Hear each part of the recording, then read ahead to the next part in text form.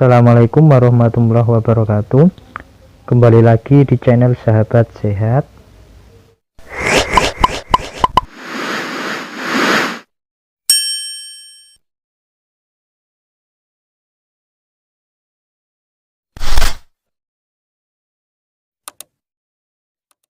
Hari ini kita akan belajar tentang SKB Perawat CPNS 2021-2022 tentang keperawatan maternitas dan keperawatan jiwa. Part kedua, perawat terampil dan ahli sesuai FR terbaru. Buat teman-teman yang baru bergabung, jangan lupa like, comment, share, dan subscribe channel ini agar ke depan channel ini lebih berkembang lagi dan tentunya bermanfaat buat teman-teman semua. Langsung saja kita mulai latihan soalnya. Soal nomor 1, di Poliklinik Kebidanan dan Kandungan datang seorang ibu hamil berusia 25 tahun, G2, B1, A0, trimester ketiga. Selama kunjungan prenatal, perawat selalu memeriksa denyut jantung janin. Berapakah frekuensi denyut jantung janin normal? A. 78 kali per menit, B. 106 kali per menit, C. 128 kali per menit, D. 174 kali per menit, E. lebih dari 180 kali per menit. Jawabannya adalah C. Denyut jantung janin atau DJJ normal berkisar antara 120 sampai 160 kali per menit.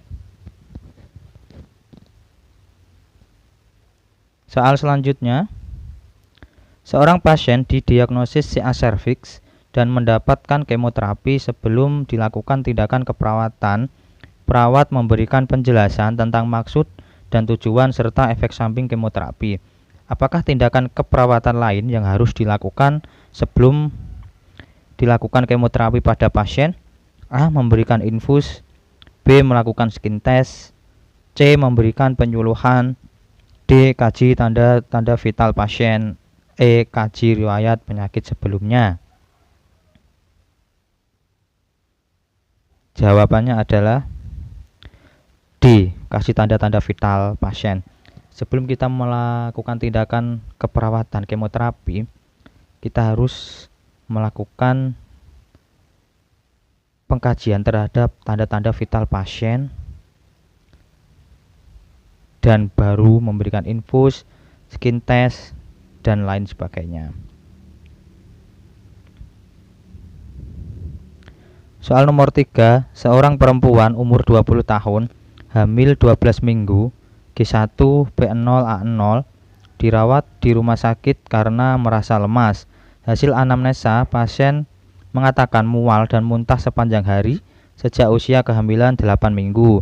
Dari hasil pemeriksaan fisik, didapatkan data bahwa tekanan darah 110 per 70 mm Hg, nadi 86 kali per menit, suhu 36,5 derajat Celcius, pernafasan 22 kali per menit. Apakah tindakan keperawatan yang paling tepat untuk mengatasi permasalahan tersebut? A. Menganjurkan makan sedikit tapi sering dalam keadaan hangat, B. Menganjurkan minum susu dan makan krekes saat bangun tidur, C. Menganjurkan untuk menghindari makanan beraroma, D. Menganjurkan untuk menghindari makanan berlemak, E. Menganjurkan untuk banyak makan daging kambing.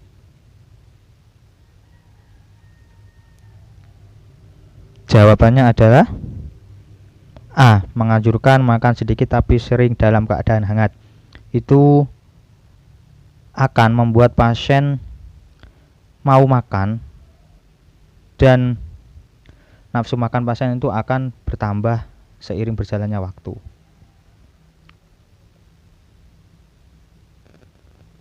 Karena pasien kan mengatakan mual dan muntah, jadi langkah yang paling tepat menurut saya adalah menganjurkan makan sedikit tapi sering dalam keadaan hangat.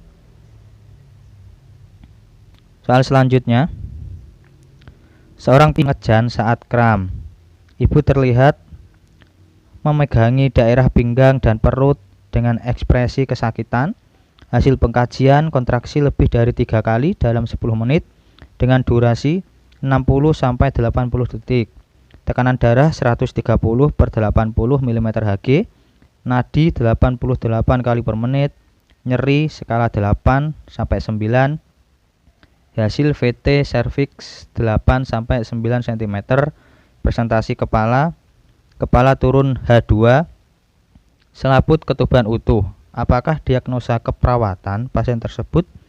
A. Nyeri, B. Ansietas, C. Gangguan rasa nyaman, D. Rasa takut berlebihan, E. Kurang pengetahuan.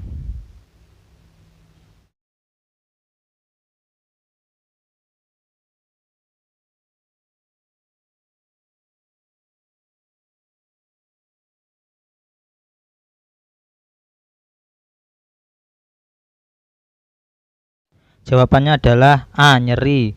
Karena di data sudah jelas bahwa ibu mengatakan nyeri skala 8 dan nyerinya itu sering dan semakin kuat, nyerinya di area perut. Jadi jawabannya adalah A. Nyeri. Soal nomor 5. Seorang perempuan berusia 26 tahun, hamil 39 minggu, G1 P0 A0, dirawat di ruang bersalin, mengatakan mengencang atau kram teratur, sering dan semakin kuat. Ibu ingin mengejan saat kram. Ibu terlihat memegangi daerah pinggang dan perut dengan ekspresi kesakitan. Hasil pengkajian, kontraksi lebih dari 3 kali dalam 10 menit dengan durasi 60 sampai 80 detik. Tekanan darah 130/80 mm Hg, nadi 88 kali per menit, nyeri skala 8 sampai 9, hasil VT serviks 8 sampai 9 cm, presentasi kepala, kepala turun H2, selaput ketuban utuh. Apakah tindakan keperawatan yang akan diberikan ke pasien saat itu? A. Memecah ketuban, B. Berikan oksigen, C. Mengatur posisi bersalinan, D. Ajarkan meneram dengan benar, E. Ajarkan teknik distraksi relaksasi. Jawabannya adalah E. Ajarkan distraksi relaksasi, karena di data sudah jelas bahwa ibu mengatakan nyeri perut dan nyeri semakin kuat dan nyeri skala 8. Jadi tindakan yang paling tepat adalah E. Ajarkan distraksi relaksasi. Soal nomor 6. Seorang laki-laki diantar keluarganya ke rumah sakit jiwa karena suka keluyuran. Sejak 3 hari yang lalu, pasien mengatakan susah tidur malam, terlihat klien tertawa dan berbicara sendiri. Saat ditanya, klien mengatakan ada suara nenek moyang yang menyuruh jalan-jalan. Apakah masalah keperawatan yang tepat pada kasus di atas? A. Halusinasi, B. Harga diri rendah, C. Isolasi sosial, D. Resiko bunuh diri, E. Perilaku kekerasan. Jawabannya adalah A. Halusinasi. Karena di data sudah jelas bahwa pasien terlihat tertawa dan berbicara sendiri, dan pasien mengatakan ada suara nenek moyang yang menyuruhnya jalan-jalan.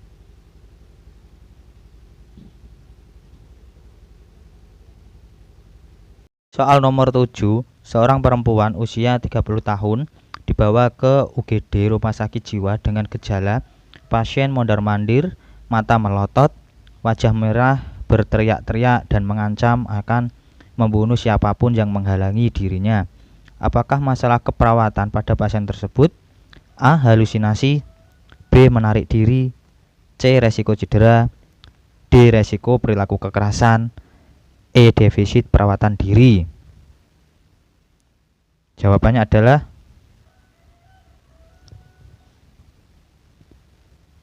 D. Karena di data sudah jelas bahwa wanita tersebut mondar-mandir, mata melotot, wajah merah, berteriak-teriak dan mengancam akan membunuh siapapun. Itu adalah karakteristik resiko perilaku kekerasan.